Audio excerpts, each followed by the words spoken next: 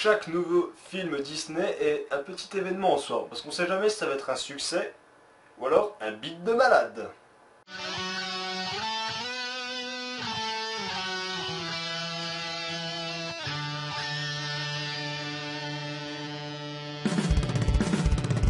Bonjour à tous, on se retrouve donc aujourd'hui pour la critique de La Reine des Neiges, film d'animation des studios Disney réalisé par Chris Buck et Jennifer Lee. Au casting, on retrouve Kristen Bell qui a joué dans la série Véronica Mars et Idina Menzel, inconnue au bataillon. Le synopsis, alors c'est deux sœurs, Elsa et Anna, qui vivent en paix et en harmonie dans leur palais dans le royaume d'Arendelle. Cependant, Elsa est dotée de pouvoirs en rapport avec la glace qui prennent de plus en plus d'ampleur chaque année.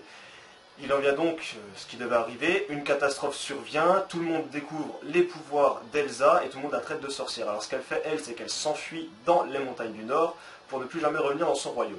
Anna va donc demander l'aide de Christopher, qui est une sorte de bûcheron, on va dire, pour retrouver sa sœur et rétablir l'ordre dans le pays parce que Elsa a plongé Arendelle dans un hiver éternel. Vous avez vu réponse? Vous rajoutez de la neige, vous obtenez la Reine des Neiges.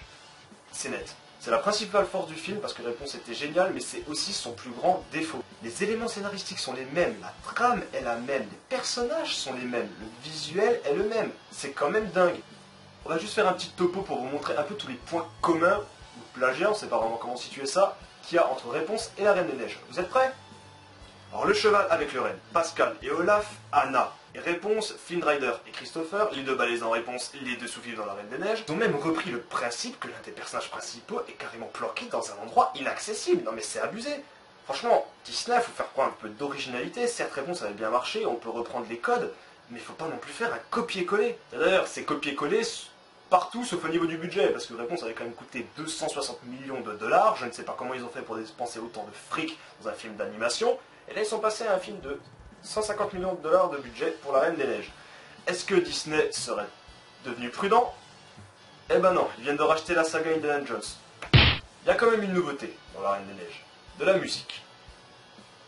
Énormément de musique. Mais genre beaucoup trop de musique. Croyez-moi, vous allez voir ce film, vous allez faire une overdose musicale. C'est quand même abusé. Et clairement, il y a tellement de musique que le film, il en est saturé. Et ça le gâche. Quand les personnages pourraient s'exprimer normalement, eh ben non, là, paf, ils collent une chanson. Ça vient briser les dialogues. Les musiques sont belles, c'est pas ça qui est à remettre en question, c'est quand est-ce qu'elles sont utilisées. Dans Réponse, les musiques avaient une réelle utilité, même si on avait quand même pas mal, ça apportait quelque chose au film. Là, dans La Reine des Neiges, ils en ont mis trop, c'est limite un show musical de Broadway en fait. Et comme je l'ai dit, les musiques sont belles. Elles sont belles à un point qu'elles en deviennent addictives. Je pense particulièrement à Libérer, Délivrer, quoi. Délivré, les étoiles me tendent les bras. Libéré, délivré, non je ne pleure pas. Me voilà, oui je suis là. Excusez-moi. Et sinon, que dire d'autre du film? Ben c'est un Disney. À savoir des personnages stéréotypés, de l'humour enfantin, mais ça marche, parce qu'on est dedans, la recette, la même que Réponse, elle est là, et elle fonctionne. Clairement, ce film, bah, j'ai accroché, j'en suis complètement dingue, pourtant je ne cesserai de dire tous les défauts qu'il a, notamment la musique, mais ce film est prenant, on est dedans, les personnages sont attachants, on a envie de voir la fin, même si on connaît très bien la fin. Mais c'est comme ça, c'est un Disney, la magie elle fonctionne. Et côté visuel, c'est sublime, il y a réellement un énorme travail qui a été fait. Réponse était déjà réellement magnifique, et La Reine des Neiges met quand même un cran au-dessus. J'ai pas pu le voir en 3D, les cadrages me paraissaient assez optimaux pour la 3D, et j'avais l'impression qu'il y avait pas mal de débordements. Je pense qu'il est à voir en 3D, si vous n'avez pas encore eu l'occasion de le voir, allez le voir en 3D, je pense que ça vaut mieux.